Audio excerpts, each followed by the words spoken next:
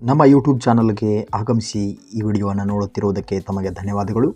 ಈ ಒಂದು ವಿಡಿಯೋದಲ್ಲಿ ನಾವು ಒಂದು ಒಳ್ಳೆಯ ಅದ್ಭುತವಾಗಿರತಕ್ಕಂತಹ ನುಡಿಮುತ್ತುಗಳನ್ನು ನೋಡೋಣ. ಮಾಡುವ ಕೆಲಸ ಯಾವುದಾದರೇನು, ಅದು ನಮಗೆ ಒಂದು ತುತ್ತು ಅನ್ನ ಮಾನ ಮುಚ್ಚಲು ಬಟ್ಟೆ ಕೊಡುತ್ತಿದ್ದರೆ ಅದರ ಮೇಲೆ ಗೌರವವಿರಲಿ. ನೋಡಿ ಎಷ್ಟು ಅದ್ಭುತವಾಗಿದೆ. ಮಾಡುವ ಕೆಲಸ ಯಾವುದಾದರೇನು, ಅದು ನಮಗೆ ಒಂದು ತುತ್ತು ಅನ್ನ ಮಾನ ಮುಚ್ಚಲು ಬಟ್ಟೆ ಕೊಡುತ್ತಿದ್ದರೆ ಅದರ ಮೇಲೆ ಗೌರವ ಇರಲಿ ಅಂತ. ಬಹಳ ಅದ್ಭುತವಾದದ್ದು. ನೆಕ್ಸ್ಟ್ ನೋಡಿ, ಆಗುವುದೆಲ್ಲವೂ ಒಳ್ಳೆಯದೇ ಆಗಲಿದೆ ಎಂಬ ಸಕಾರಾತ್ಮಕ ಭಾವನೆ ಇದ್ದರೆ ಕೆಟ್ಟ ಪರಿಸ್ಥಿತಿಗಳು ಸಹ ಪರಿವರ್ತನೆಗೊಳ್ಳಬಹುದು.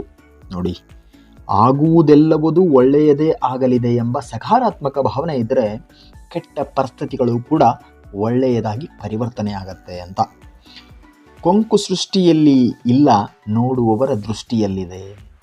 ಕೊಂಕು ಸೃಷ್ಟಿಯಲ್ಲಿಲ್ಲ, ನೋಡುವವರ ದೃಷ್ಟಿಯಲ್ಲಿದೆ. ನಾವು ನೋಡುವಂಥ ನೋಟದಲ್ಲಿದೆ, ಯಾವುದು ಸೃಷ್ಟಿಯಲ್ಲಿಲ್ಲ ಅಂತ. ಶಾಂತಿಯಿಂದ ಸಾಧಿಸಲು ಆಗದೇ ಇರುವುದು ಯಾವುದೂ ಇಲ್ಲ. ಬಹುಶಃ ಬಹಳ ಅದ್ಭುತವಾದದ್ದಿದು. ಶಾಂತಿಯಿಂದ ಸಾಧಿಸದೇ ಆಗದಿರುವುದು ಯಾವುದೂ ಇಲ್ಲ ಈ ಜಗತ್ತಲ್ಲಿ ಅಂತ. ಶಾಂತಿಯು ಸಂಧಾನದ ಮುಖಾಂತರ ಎಂತೆಂಥ ಯುದ್ಧಗಳೇ ನಿಂತಿವೆ, ಆದರೆ ನಾವು ಸಾಧಿಸೋಕೆ ಹೋಗ್ತಾ ಇರೋದು ಎಲ್ಲವೂ ಶಾಂತಿ ಮಾರ್ಗವಾಗಿ ಅಂತ. ನಾವು ಸರಿಯಾದ ದೃಷ್ಟಿಕೋನದಲ್ಲಿ ನೋಡಿದಾಗ ಎಲ್ಲವೂ ಸುಂದರವಾಗಿ ಕಾಣಿಸ್ತದೆ ಅಂತ. ನಾವು ಸರಿಯಾದ ದೃಷ್ಟಿಕೋನದಲ್ಲಿ ನೋಡಿದಾಗ ಎಲ್ಲವೂ ಸುಂದರವಾಗಿಯೇ ಕಾಣಿಸುತ್ತದೆ. ಸಂತೋಷವಾಗಿರಲು 3 ಸೂತ್ರಗಳು. ನೋಡಿ, ಇದೆಷ್ಟು ಅದ್ಭುತವಾಗಿದೆ. ಸಂತೋಷವಾಗಿರಲು 3 ಸೂತ್ರಗಳು. ಆಗಿ ಹೋದದ್ದನ್ನು ಬಿಟ್ಟು ಬಿಡು. ಆಗಿ ಹೋದದ್ದನ್ನು ಬಿಟ್ಟು ಬಿಡು. ಉಳಿದಿರುವುದಕ್ಕೆ ಕೃತಜ್ಞರಾಗು. ಮುಂದೆ ಆಗುವುದನ್ನು ಎದುರು ನೋಡು. ನೋಡಿ, ಇವಾಗಲೇ ಆಗಿರೋದನ್ನು ಬಿಟ್ಬಿಡು. ಈಗ ಉಳಿದಿರೋದಕ್ಕೆ ನೀನು ಕೃತಜ್ಞ ಆಗಿರು. ಮುಂದೆ ಏನಾಗಬೇಕಾಗಿದೆ ಅದನ್ನು ನೋಡು ಅಂತ. ಜೀವನದಲ್ಲಿ ಬೆಳೆಯಬೇಕಾದರೆ ಹಣವನ್ನು ಮಿತವಾಗಿ ಬಳಸಬೇಕು. ಜೀವನದಲ್ಲಿ ಬೆಳೆಯಬೇಕಾದರೆ ಹಣವನ್ನು ಮಿತವಾಗಿ ಬಳಸಬೇಕು. ಸಮಾಜದಲ್ಲಿ ಬೆಳೆಯಬೇಕಾದರೆ ಪದಗಳ ಮಿತವಾಗಿ ಬಳಸಬೇಕು. ನೋಡಿ ಎಷ್ಟು ಅದ್ಭುತವಾಗಿದೆ ಅಂದರೆ ಇದು.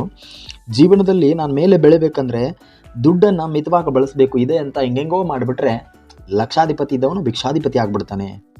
ಮತ್ತು ಸಮಾಜದಲ್ಲಿ ನೀನು ಬೆಳಿಬೇಕಾದ್ರೆ ಪದಗಳ ಮಿತಿ ಇರಲಿ. ಅಂದರೆ ನೀನು ಮಾತನಾಡುವ ಮಾತಿನ ಮೇಲೆ ಎಲ್ಲವೂ ನಿಂತಿರುತ್ತೆ.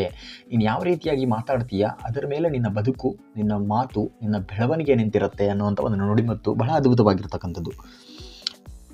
ನೆಕ್ಸ್ಟ್ ನೋಡಿ, ಮೋಸದ ಅರಿವಾದಾಗ ಮೂರ್ಖನಾದೆ ಎಂದು ಬೇಜಾರಾಗಬೇಡ. ಸತ್ಯದ ಅರಿವಾಯಿತು ಎಂದು ಖುಷಿಪಡು. ನಮ್ಮ ಜೊತೆ ಇದು ನಮಗೆ ಮೋಸ ಮಾಡೋರು ಸುಮಾರು ಜನ ಇರ್ತಾರೆ. ಆ ಮೋಸಕ್ಕೆ ನೀನು ಗುರಿಯಾದಾಗ ಬೇಜಾರಾಗಬೇಡ. ಯಾಕಂದರೆ ಆವಾಗ ನಿನಗೆ ಸತ್ಯದ ಅರಿವಾಯಿತು ಅಂತ ಖುಷಿಪಡು. ನೀನು ಯಾವುದು ಒಳ್ಳೆಯದು ಸತ್ಯ ಅಂದ್ಕೊಂಡಿದ್ದೆ ಅದು ಸುಳ್ಳು ಅಥವಾ ಮೋಸ ಅಂತ ಗೊತ್ತಾದಾಗ ಬೇಜಾರಾಗದೆ, ನನಗಿವತ್ತು ಅರಿವಾಯಿತು, ಯಾರ ಸಂಗವ ಮಾಡಬೇಕು ಯಾರ ಸಂಗವ ಬಿಡಬೇಕು ಅನ್ನೋದು ನಿನಗೆ ಇವಾಗ ಜಸ್ಟ್ ಅರಿವಾಗಿದೆ ಅಂತ ಇರಬೇಕು ಹೊರತು ಮೋಸ ಆದಾಗ ಬೇಜಾರಾಗಬೇಡ ಅನ್ನುವಂಥ ನುಡಿಮುತ್ತು ಇದಾಗಿರ್ತದೆ. ನೆಕ್ಸ್ಟ್ ನೋಡಿ, ನೀರಿಲ್ಲದ ನದಿ ಅತಿಥಿ ಇಲ್ಲದ ಮನೆ. ನೀರಿಲ್ಲದ ನದಿ ಅತಿಥಿ ಇಲ್ಲದ ಮನೆ. ಫಲವಿಲ್ಲದ ವೃಕ್ಷ ಹೇಗೆ ವ್ಯರ್ಥವೋ ಹಾಗೆಯೇ ಗುರಿ ಮತ್ತು ಬದುಕು ಕೂಡ ವ್ಯರ್ಥ. ಗುರಿ ಇಲ್ಲದಿದ್ದರೆ ಬದುಕು ಕೂಡ ವ್ಯರ್ಥ. ಇಲ್ಲಿ ಸ್ವಲ್ಪ ಸ್ಪೆಲ್ಲಿಂಗ್ ಮಿಸ್ಟೇಕ್ ಆಗಿದೆ ನೋಡಿ. ನೀರಿಲ್ಲದೆ ಇದ್ದರೆ ನದಿಗೇನು ವ್ಯಾಲ್ಯೂ? ಅತಿಥಿಗಳು ಬರದೇ ಹೋಗದೇ ಇದ್ದರೆ ನೀನೊಬ್ಬನೇ ಮನೆಯಲ್ಲಿದ್ದು ಏನು ವ್ಯರ್ಥ? ಏನು ಸಕ್ಸಸ್, ಏನು ಸಾಧಿಸ್ತೀಯ ಅಂತ. ಫಲವಿಲ್ಲದ ವೃಕ್ಷನೂ ವ್ಯರ್ಥ. ಅಂದರೆ ಒಂದು ಗಿಡ ಬಿಟ್ಟಿದೆ ಅಂದರೆ ಅದು ಏನಾದರೂ ಹಣ್ಣು ಹಂಪಲುಗಳನ್ನು ಕೊಟ್ಟಾಗ ಮಾತ್ರ ಅದಕ್ಕೆ ಬಹಳ ಬೆಲೆ ಇರ್ತದೆ. ಹಾಗೆ ನಿನ್ನ ಬದುಕಿನಲ್ಲಿ ನೀನು ದಿನಾಲೂ ಹೇಳ್ತೀಯ, ಊಟ ಮಾಡ್ತೀಯ, ಏನೋ ಒಂದು ಮಾಡ್ತೀಯ, ಮತ್ತೆ ಮಲಗ್ತೀಯ ಅಂದರೆ ಏನಕ್ಕೆ ಪ್ರಯೋಜನ?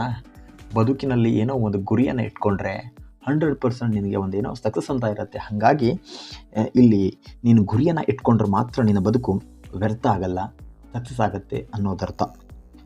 ತುಳಿದು ಬದುಕುವುದಕ್ಕಿಂತ ತಿಳಿದು ಬದುಕುವುದು ಶ್ರೇಷ್ಠ. ಎಷ್ಟು ಚೆಂದ ಇದೆ ನೋಡಿ.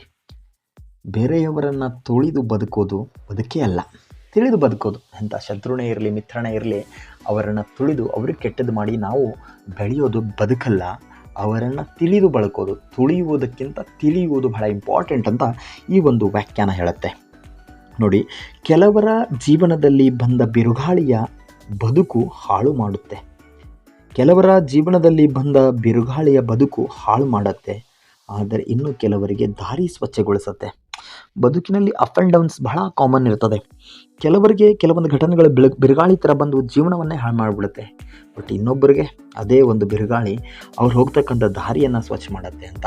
ಅಂದರೆ ಏನೇ ಸಮಸ್ಯೆಗಳು ಬಂದಾಗ ಕೆಲವೊಂದು ಸಮಸ್ಯೆಗಳನ್ನ ನಾವು ಎಷ್ಟೇ ಸರಿಪಡಿಸೋಕೆ ಹೋದರೂ ಅದು ಸಮಸ್ಯೆ ಆಗಿನೇ ಉಳಿದ್ಬಿಡುತ್ತೆ, ಅದನ್ನು ಬಿಟ್ಟಾಕಬೇಕು. ಬಟ್ ಇನ್ನೊಂದು ಕೆಲವು ಸಮಸ್ಯೆಗಳಾಗಿ ಬಂದಿರುತ್ತೆ, ಅದು ಅವ್ರಿಗೇನೋ ಪಾಸಿಟಿವ್ ವಿಬ್ಸ್ ಕೊಟ್ಬಿಡುತ್ತೆ, ಅವ್ರಿಗೆ ಅದು ಒಳ್ಳೇದಾಗತ್ತೆ ಅಂತ ಇದರರ್ಥ. ತನ್ನ ಬಳಿ ಎಷ್ಟು ಇದೆಯೋ ಅಷ್ಟಕ್ಕೆ ತೃಪ್ತಿ ಪಟ್ಟವನೇ ಅತಿ ದೊಡ್ಡ ಶ್ರೀಮಂತ. ಹೌದು, ಇದು ಬಹಳ ಇಂಪಾರ್ಟೆಂಟ್. ಯಾಕಂದರೆ ನನ್ನ ಹತ್ರ ಎಷ್ಟಿದೆ ಅದರಲ್ಲಿ ತೃಪ್ತಿ ಪಟ್ಟರೆ ಬದುಕು ಅದ್ಭುತವಾಗಿರ್ತದೆ.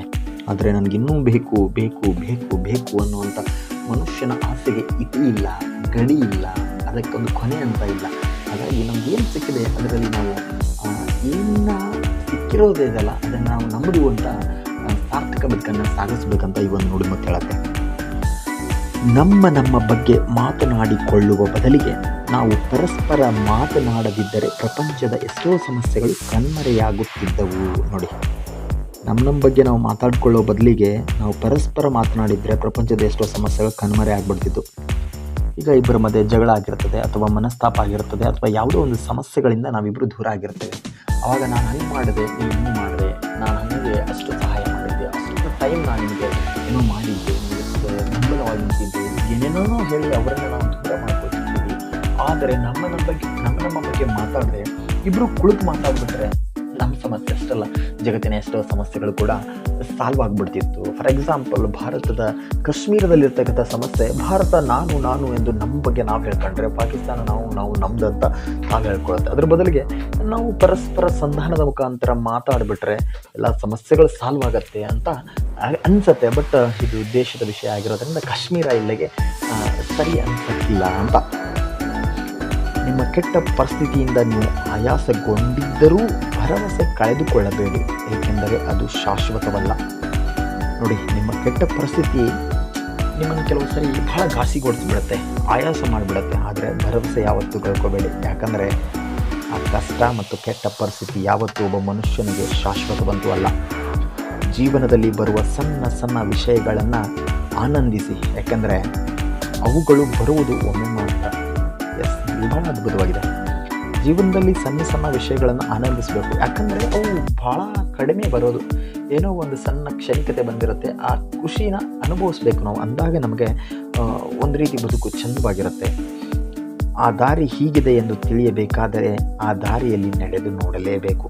ಯಾವುದೋ ಒಂದು ದಾರಿ ಹೇಳ್ತಿರ್ತಾರೆ, ಅದು ಚೆನ್ನಾಗಿದೆ, ಅದು ಮಸ್ತಿದೆ, ಅದು ಬಹಳ ಅದ್ಭುತವಾಗಿದೆ, ನೋಡೋದಕ್ಕೆ 2 ಕಣ್ಣು ಸಾಲಲ್ಲ ಅಂತ ಜಸ್ಟ್ ವರ್ಣನೆ ಮುಖಾಂತರ ಕೇಳ್ತೀವಿ. ಅದನ್ನು ಅನುಭವಿಸ್ಬೇಕಂದ್ರೆ ಆ ದಾರಿಯಲ್ಲಿ ಹೋದಾಗ ಮಾತ್ರ ನಾವು ಅದನ್ನು ಅನುಭವಿಸ್ಲಿಕ್ಕೆ ಸಾಧ್ಯ. ಧನ್ಯವಾದಗಳು. ಇದೇ ರೀತಿಯಾದ ವಿಡಿಯೋಗಳು ಬೇಕಾದರೆ ನಮ್ಮ ಯೂಟ್ಯೂಬ್ ಚಾನಲನ್ನು ಸಬ್ಸ್ಕ್ರೈಬ್ ಮಾಡಲು ಮರೆಯದಿರಿ. ಧನ್ಯವಾದಗಳು.